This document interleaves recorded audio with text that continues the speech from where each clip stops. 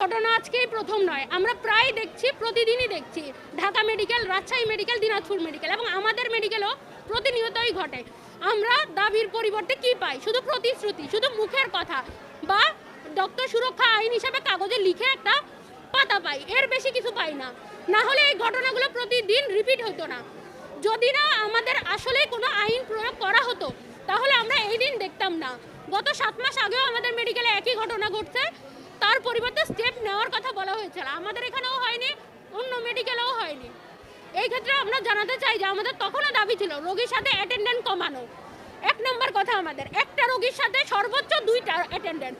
যদি একজনের সাথে 10 জন আসে, আমি ডাক্তার একজন, আমাকে তো 10 জন মিলে মারবে, আমি কি করব তখন? তাহলে রোগীর সাথে আমার 1 নম্বর কথা হচ্ছে অ্যাটেন্ডেন্ট কমাতে হবে। 2 নম্বর আমাদের কথা হচ্ছে আমাদের সিসিটিভি ক্যামেরার ব্যবস্থা করতে হবে।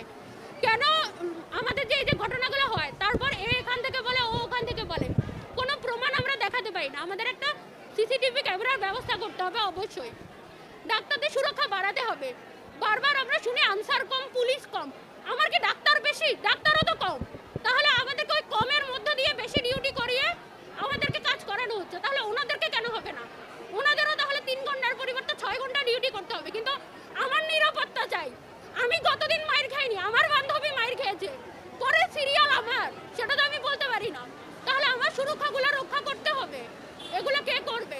এগুলো আমি সারা দেশের অথরিটির উপর দাবি জানাচ্ছি যে আমাদের এই সুরক্ষাগুলো রক্ষা করা হোক, অ্যাটেন্ডেন্ট কমানো হোক, আমাদের ডাক্তার সিকিউরিটি আইন মেনে নেওয়া হোক, আমাদের জন্য পর্যাপ্ত আনসার পুলিশের ব্যবস্থা করা হোক এবং রোগীদের যাতে একটা সিস্টেমেটিক উপায়ে ভিজিটরের ব্যবস্থা করা হয়। ওনারা দেখা যায় ইভিনিং নাইট সব সময় অনেকজন মানুষ এসে জড়ো হয়, এটা যাতে করা না যায়, এটা যাতে এখান থেকে মানা করা হোক যে একজনের সাথে 2 জনের বেশি অ্যাটেন্ডেন্ট যাবে না। আমাদের ডাক্তারদের জন্য এই দাবিগুলো যাতে সারা মেডিকেলে সমস্ত প্রশাসন নিয়ে যাতে এই কাজগুলো করা হয় এবং এগুলো বাস্তবায়ন যাতে আমরা দেখি। আমরা দেখি না বাস্তবায়ন, আমরা খালি মুখেই বলি আজকে নিউজ হবে, 5 দিন পরে সবাই ভুলে যাবে, কিচ্ছু হয় না। প্রতিবার আশ্বাস, আশ্বাসের বিশ্বাস দিয়ে কি হবে? কিছুই হয় না, কোনো পরিবর্তন হয় না। এই পরিবর্তনটা কবে আসবে প্রশ্ন রেখে গেলাম। দেখবো 5 মাস পরে আবার অন্য মেডিকেলে মিটিং হয় কিনা। এই পরিবর্তনটা যাতে আসে সেই দাবি আমাদের।